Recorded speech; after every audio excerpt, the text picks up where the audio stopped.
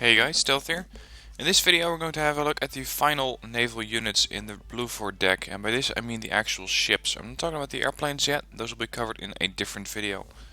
For now I got 4 ships left. That's the LCU, the supply ship that is, and of course the 3 ships which are very close coastal support units. They're ranked as coastal support because they go right up to the shore and from there they lay down their fire. Now they each work a little different. Of course the LCU is pretty straightforward. This is just your average transport ship. It's a logistics ship that carries 10,000 units of supplies, costs 75 points, so you could say that it is almost as cost effective, or you almost get as much for the 75 points as you would for a 100 point FOB, or I believe they are 100 points anyway. Anyway, it's 10,000 units of supplies. You get 3 to 4 units of these depending on how your deck is set up availability wise. And this means that you get a lot of supplies. Now having one of these units in your deck is always very handy, especially when you're using ships like the Congo, the Lafayette and stuff like that. Those units can and sometimes do run out of missiles, and these will keep them firing. Now the one missile is more expensive supply wise than the other one. For example, resupplying a harpoon or an exocet is much more intensive on your logistics than resupplying a standard missile 2 or a Crotale defense missile. So that's something you have to keep in mind, and that's something why I recommended turning off your anti-ship missiles to make sure that your ships don't accidentally fire those, and then you end up draining a lot of supply ships to just resupply your long-range anti-ship missiles. So that's something you can use these guys for. They are pretty quick. 22 knots is not bad. They don't have any good optics. Medium size means that they will be somewhat easily targeted. Not a high strength, no sea whiz and no stealth. That means you're going to be seeing these things coming from miles away. They will take hits. They cannot defend themselves. They don't even have ECM. They are just there as supply units. So make sure that these things are safe, or they're just going to die and you lose a lot of supplies and 75 points. One note to make about this ship is that it has a river sailing, and this means that it can go up rivers, and that not only that also makes it available for supplying units inland. So keep in mind that these things are not tied to supplying other ships. They can travel up rivers, and if you have, say, a battle group of a couple of tanks, some AA units and stuff like that, or as you sometimes see in 10v10s, you got a lot of smirches and other long-range artillery which are quite resource intensive. The LCU, or the Russian version of it, the Muna, can be brought in and resupply those units as well. So you don't have to tie these things to your ships, but if you use them, make sure they're under the protection of your anti-ship missile ships, so your anti-ship missile defenses. Next up is the Monitor 105.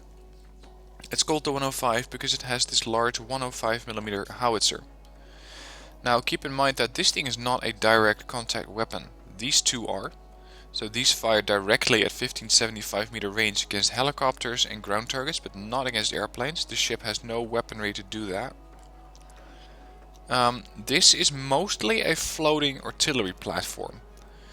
The howitzer is not very quick to fire, but it sits somewhere between a standard howitzer, which you find in the support tab, and the mortars, because it fires 7 rounds a minute. It does have the same HE power as most of the mortars, and a lot less than most of the howitzers. So it sits right in the middle, and having 1 or 2 ships offshore, especially if you're doing a naval operation, so say a naval landing, will mean that these things can really support inlands. And sometimes they can get to locations where a standard artillery battery cannot go. So in those situations it would be nice to have a Monitor 105 with you. Now these ships are, if you sail them up rivers, because all of these ships which you see here have the river sailing, they are pretty sturdy. They got 2 side, 2 front and 2 back armor. That means you still don't want to expose these things to tanks and ATGMs too much, but they can take a couple of hits, and if you send these up a river like Wonsan Harbor, the small river that runs into the town, you can really put down a lot of fire with these Monitor 105s. And you just use the autocannons for that. Now, as I mentioned, the river is sailing, so it can go up those rivers. But as most as most ships which have the river sailing, they got no seaways, so these guys cannot defend themselves against incoming anti-ship missiles. They got poor stealth, but they do have good optics, and that is something that is very nice about these units, because that means that they can be used as spotters. They're not particularly fast, or at least not these types of ships, because they only sail at 14 knots. Most of the time that's enough, especially when you're using the long howitzer, or the long range on the howitzer. You don't really need that fast speed of, for example, the STRB. But don't expect these things to be able to make a quick getaway.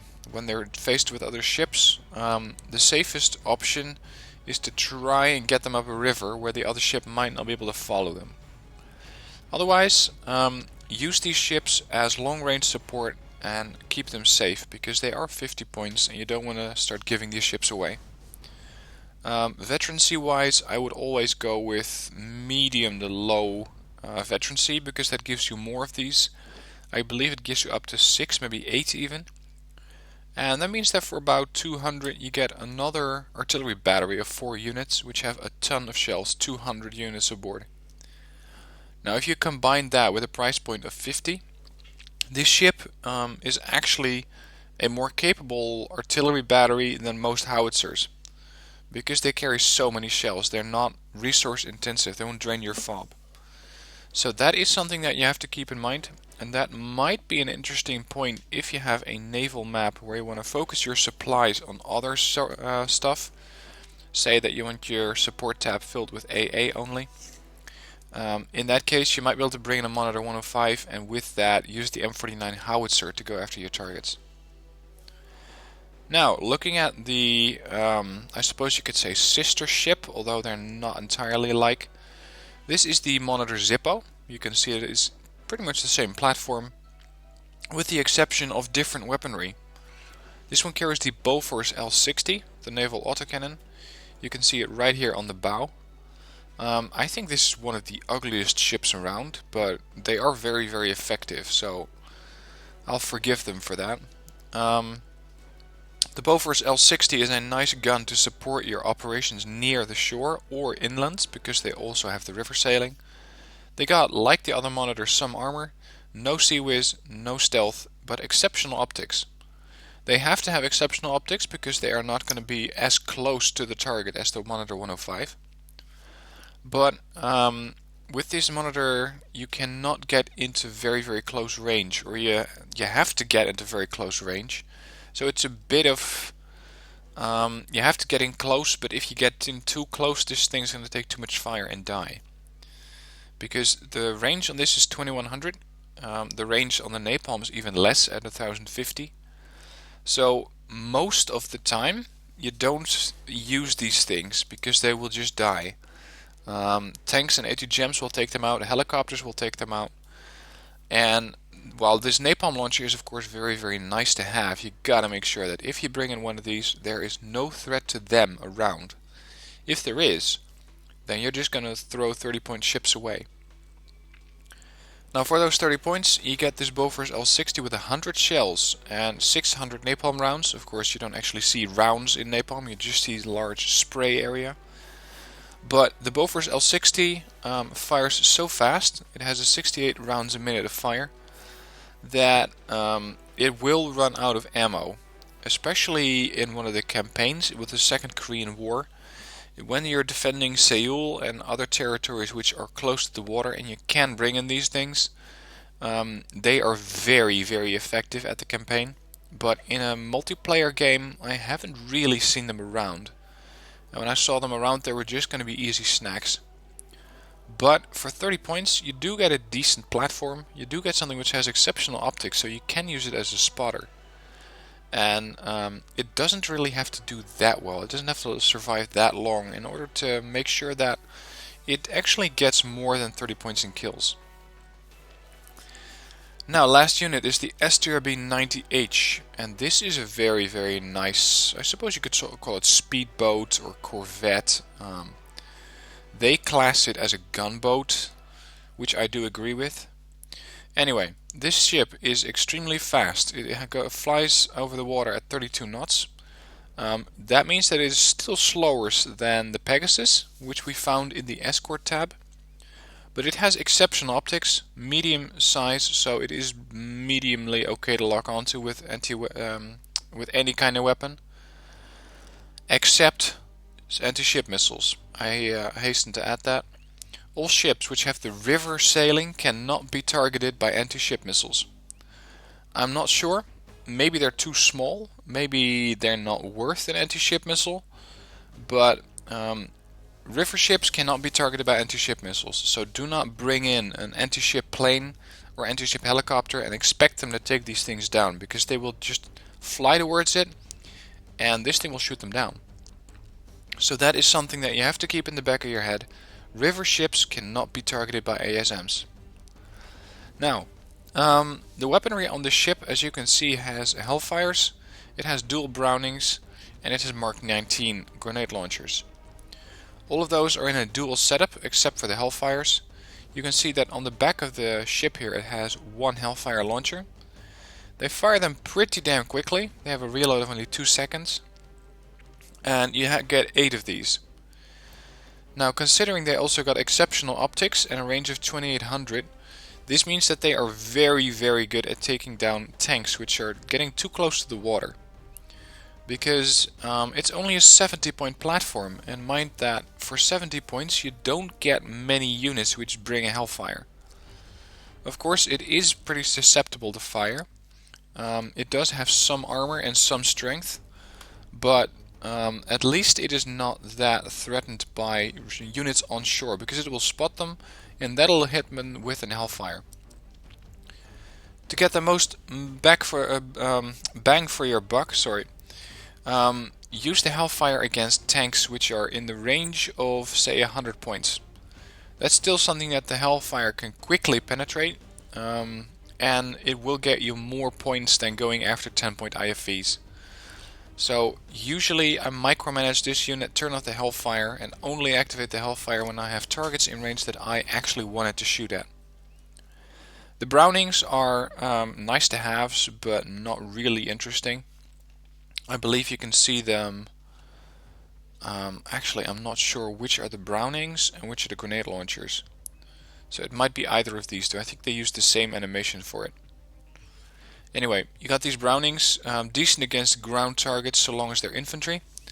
They also fire at helicopters, but at a short range. At this range, the helicopter's main gun is almost all the time in range, except when you have maybe some of the lower end Gatling guns or the lower end autocannons. But most of the time a helicopter is not going to be impressed by this unit and just take it down. The Mark 19 grenade launcher is exceptionally deadly at close range, 1225, like the Browning. And you can use these to fire very, very quickly, 137 rounds a minute rate of fire, to suppress other targets. You don't really kill them, or at least not if they're mediumly well armored. But you will do damage morale-wise, so you'll panic them. And you'll make sure that maybe they get stunned, depending a bit on the armor, depending a bit on the type of unit you're fighting. Of course, fighting infantry is a lot easier than fighting tanks. Infantry is an exceptionally easy target for the Mark 19. Tanks are very, very tough and generally just don't die to this unit. But, of course, if you engage a tank, you got the hellfires for that. Now, to counter an STRB 90, you use something which has an equal range, or you just make sure that it runs out of these missiles. These missiles are semi-active, so they will need to see the target up until the point of impact.